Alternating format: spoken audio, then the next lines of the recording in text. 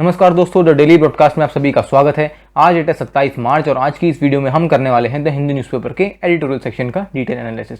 तो चलिए स्टार्ट करते हैं इस इमेज के साथ। ये इमेज आ रही है मुंबई से, क्योंकि वहाँ पर क्या हुआ है कि कोविड हॉस्पिटल में आग लग गई और उससे 9 लोगों की जानें चली गई।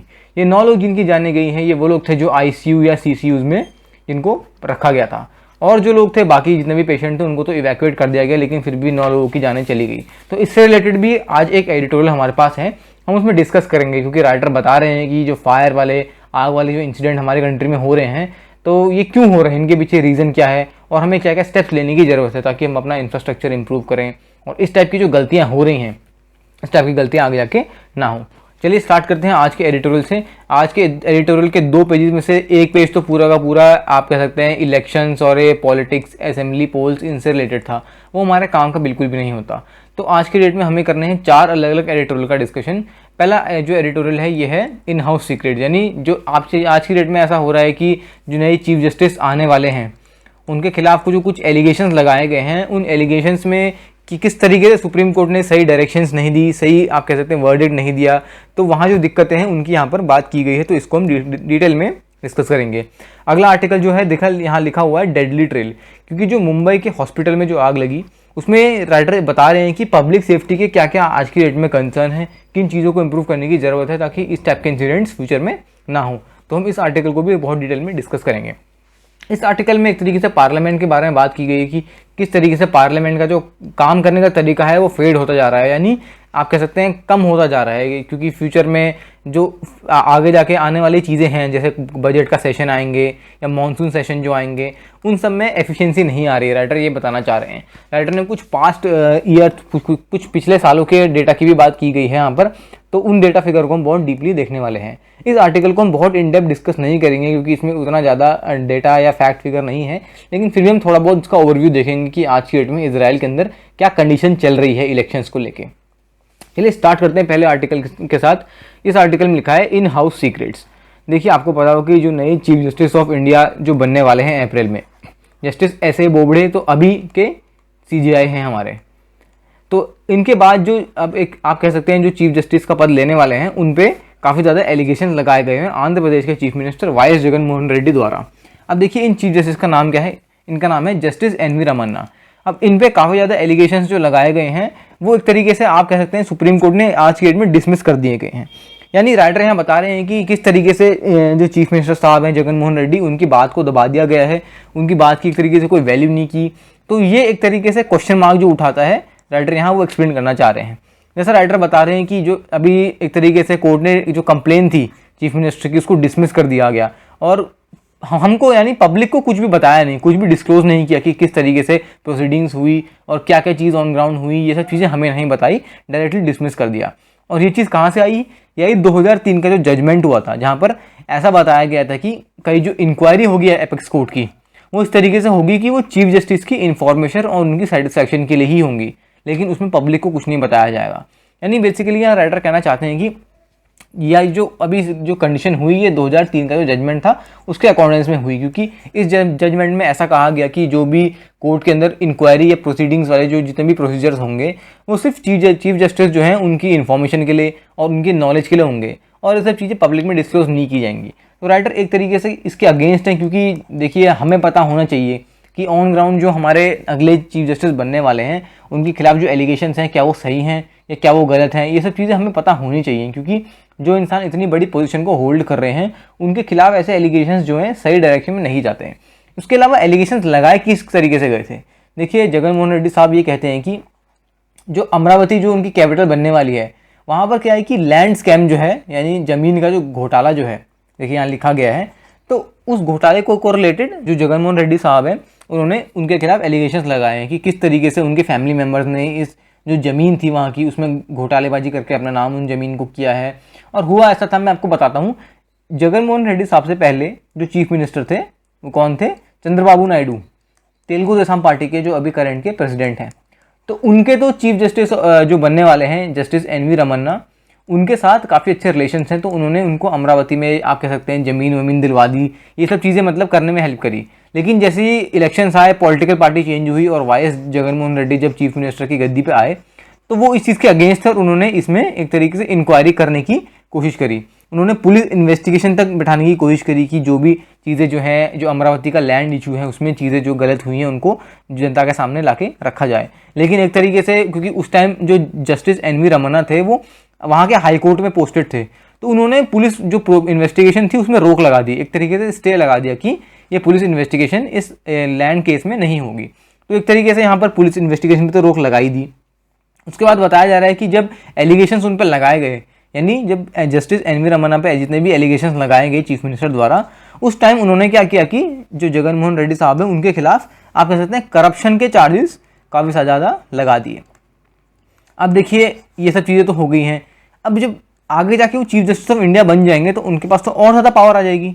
तो फिर तो अब जो चीफ मिनिस्टर साहब हैं उनके तो बातों की कोई वैल्यू रह ही नहीं जाएगी, और जो और कहीं उनके खिलाफ ही इंक्वायरी ना बैठ जाए कि उनके खिलाफ जो करप्शन के चार्जेस लगाए गए हैं कहीं वो सच ना निकल जाए या ऐसी चीज़ें ना हो जाए। तो यहाँ पर बताया जा रहा है कि किस तरीके से जो एलिगेशंस लगाए गए हैं उन एलिगेशंस को एक तरीके से स्क्रूटिनाइज नहीं किया जा रहा, उनको देखा नहीं जा रहा कि वो सही है या गलत है, बल्कि किया क्या जा रहा है कि चीज़ों को और जोर दबाया जा रहा है। राइटर यहाँ कहना चाहते हैं कि देखिए अगर चीज़ें सही हैं, अगर जस्टिस एन.वी. रमन्ना जो हैं वो बिल्कुल मतलब सही हैं, उन्होंने कुछ भी गलत नहीं किया है, तो वो इन एलिगेशन से डर क्यों रहे हैं?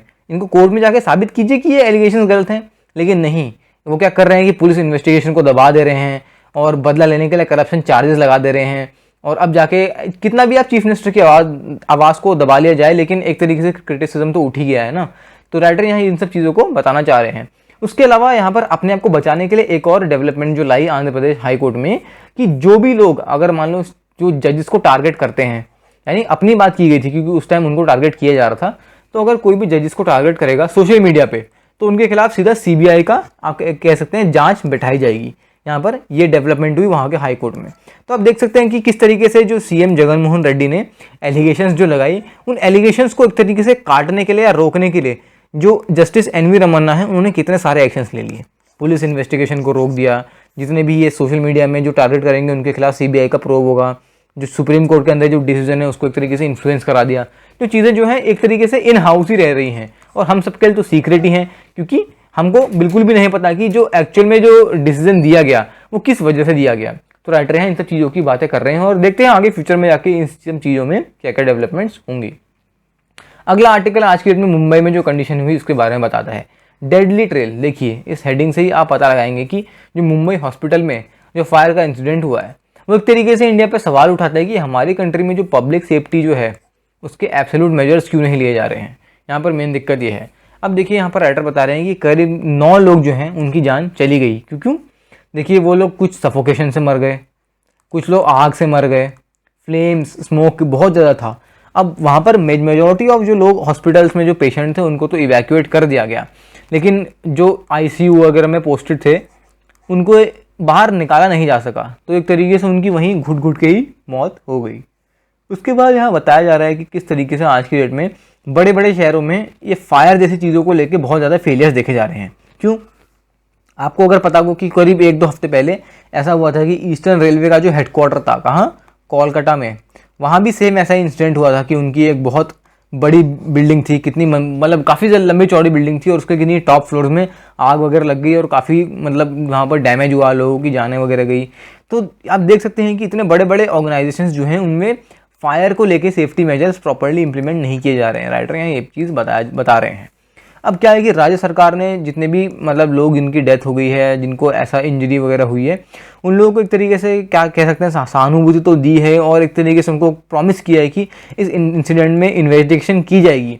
लेकिन राइटर कह रहे हैं कि ऐसा इन्वेस्टिगेशन करने का क्या फ़ायदा, जिन लोगों की जान तो एक तरीके से चली गई ना।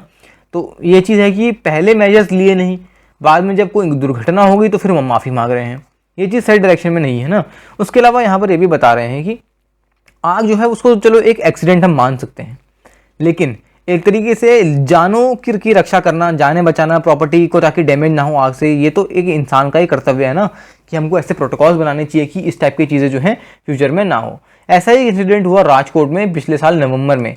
अब जब सुप्रीम कोर्ट ने उस टाइम में एक तरीके से कहा कि क्योंकि ऐसे इंसिडेंट जो हैं यहाँ पर इतनी बड़ी बड़ी बिल्डिंग्स में जिनका होना सही नहीं है, तो एक तरीके से सुप्रीम कोर्ट ने कहा कि जितने भी कोविड हॉस्पिटल्स हैं उनमें एक ऑफिसर को रखा जाएगा और वो ऑफिसर सिर्फ और सिर्फ फायर सेफ्टी के लिए रखा जाएगा। यानी जितने भी आग को रोकने के लिए जितने की भी मतलब आप कह सकते हैं चीज़ें चाहिए वो सारे वो ऑफिसर करेगा। स्टाफ का एलोकेशन होगा, ऑन ग्राउंड किस तरीके से आग से बचना है, पेशेंट्स का एवैक्यूएशन वो करने के लिए हर अस्पताल में एक ऑफिसर होना चाहिए। कह तो दिया, लेकिन ऑन ग्राउंड इम्प्लीमेंटेशन उतना ज़्यादा नहीं है। अब एक तरीके से अस्पताल में जो आगे लगती हैं ये बहुत दर्दनाक होती हैं। क्यों? क्योंकि अस्पताल में हर टाइप का पेशेंट होता है। ऐसे पेशेंट भी हैं जो भाग नहीं सकते, चल नहीं सकते, जो बोल नहीं सकते, तो वो एक तरीके से उनको एक कोई और इंसान चाहिए उनको अस्पताल से बाहर ले जाने के लिए, और अगर ऐसा नहीं हुआ तो वो अस्पताल के अंदर ही मर जाएंगे। और ऊपर से अस्पताल के अंदर कई चीज़ें ऐसी भी होती हैं, कई केमिकल्स होते हैं, आप कह सकते हैं ऑक्सीजन सिलेंडर वगैरह होते हैं, और आप कह सकते हैं कई आप कह सकते हैं ऐसी चीज़ें जिनमें फ्यूल टाइप की चीज़ें भी होती हैं, अल्कोहल बेस्ड चीज़ें होती हैं। यानी ओवरऑल समअप करके बात करें तो ऐसी चीज़ें होती हैं जो आग बहुत जल्दी पकड़ती हैं। अब क्योंकि इस टाइप का इन्वायरमेंट में यहाँ पर आपको पता है कि इस टाइप की चीज़ें हैं, तो वहाँ तो और ज़्यादा मेजर्स लिए जाने चाहिए, लेकिन मेजर्स बिल्कुल भी नहीं है। स्पेस ही नहीं है पहली बात तो अस्पतालों के अंदर, ताकि क्योंकि देखिए अगर स्पेस कम होगा तो आग जो है जल्दी ज़्यादा फैलेगी, क्योंकि आग को एक तरीके से जलने के लिए और ज़्यादा चीज़ें मिलेंगी। जहाँ पर चीज़ें दूर दूर जो होंगी वहाँ पर आग उतना फैल नहीं सकती, लेकिन क्योंकि अस्पतालों में दिक्कत ही ये है कि वहाँ पर इतनी कम स्पेस है। बेसिकली राइटर यहाँ पर इंफ्रास्ट्रक्चर की बात कर रहे हैं कि इंफ्रास्ट्रक्चर जो है हॉस्पिटल के हिसाब से अच्छा बिल्कुल भी नहीं है, क्योंकि नेशनल डिजास्टर मैनेजमेंट गाइडलाइंस जो है 2016 की, उन्होंने गाइडलाइन इशू करी है कि किसी भी ऐसी बिल्डिंग को बनाने से पहले वहाँ पर इंफ्रास्ट्रक्चर और उनकी जो सिस्टमैटिक इंप्रूवमेंट्स हैं उनको देखा जाएगा। उसी के बाद उन बिल्डिंग को एक तरीके से फायर रेजिस्टेंट बनाया जाएगा। लेकिन वही बात है, ऑन ग्राउंड इम्प्लीमेंटेशन काफ़ी ज़्यादा कम है। अब बेसिक रिकमेंडेशंस क्या है? हमें देखना है कि इस टाइप की जो बिल्डिंग्स हैं उनमें स्पेस की अवेलेबिलिटी हो, यानी ओपन स्पेस की। अभी कभी भी अगर ऐसी कंडीशन आए तो पेशेंट्स जो है इमरजेंसी में वहाँ पर मूव कर पाएँ। उसके अलावा यहाँ पर और चीज़ें की जा सकती हैं कि जैसे फायर के जो प्रोटोकॉल्स हैं, अलार्म्स हैं, इस टाइप की चीज़ों को भी लगाया जा सकता है, ताकि ये ऑन ग्राउंड जब ऐसी चीज़ें देखने को मिले तब वहाँ पर ऑन एक्शन आए और एक तरीके से सभी चीज़ों को रिजॉल्व करें। तो यहाँ पर राइटर इन सब चीज़ों के बारे में फोकस करना चाह रहे हैं कि हमारे कंट्री में आज की डेट में इस टाइप के जो फायर वाले इंसिडेंट हैं या ये छोटे मोटे जो ये डिज़ास्टर वाले इंसिडेंट होते हैं कितना बड़ा रूप लेके इंसानों की जानें ले रहे हैं। तो हमें अपने इंफ्रास्ट्रक्चर, अपने प्रोटोकॉल्स पे ध्यान देने की ज़रूरत है। उसके अलावा अगले आर्टिकल में बात की गई है यहाँ पर पार्लियामेंट की बात की, किस तरीके से पार्लियामेंट का बिजनेस जो है यानी प्रोसीडिंग्स जो है आज की डेट में फेड हो रही हैं। क्यों? अब देखिए, जो पार्लियामेंट का इस बार का बजट सेशन था वो थर्सडे को ही ख़त्म कर दिया गया, यानी 2 हफ्ते पहले ख़त्म कर दिया गया ओरिजिनल प्लान से। अब बताइए, ये मतलब कोई घर की खेती चल रही है? राइटर ऐसा कह रहे हैं कि बिल्कुल मतलब पार्लियामेंट जैसा इतना बड़ा आप कह सकते हैं इतना बड़ा ऑर्गेनाइजेशन ऊपर बैठा है, ऑर्गेनाइजेशन तो नहीं, अब पार्लियामेंट जो है मतलब वहाँ पर अगर ऐसा देखा जा रहा है कि चीज़ें इतने मतलब आराम से चल रही हैं कि 2 हफ्ते पहले पार्लियामेंट का सेशन ख़त्म कर दो, ऐसी चीज़ें कैसे काम चलेंगी? और ये क्यों हो रहा है? इलेक्शन आ रहे हैं इसलिए, क्योंकि कई अब राज्यों में आज के डेट में इलेक्शन है तो पॉलिटिकल लीडर जो है अपने कैंपेनिंग में बिजी हैं। तो राइटर ये कहना चाहते हैं कि क्योंकि इलेक्शंस आ रहे हैं तो तुम इतने इंपॉर्टेंट बजट सेशंस को ऐसे कैसे 2 हफ्ते पहले वो एंड कर सकते हो। उसके अलावा राइटर ये भी बता रहे हैं कि किस तरीके से जो 2020 का बजट सेशन था वो तो खैर एक तरीके से बर्बाद ही हो गया, क्योंकि उस टाइम पैंडेमिक आ गया और एक तरीके से आप कह सकते हैं जो 18 दिन का मानसून सेशन था वो भी 10 दिन में ही ख़त्म हो गया। सब चीज़ें बिल्कुल इतना कम टाइम में कर दी जा रही थी।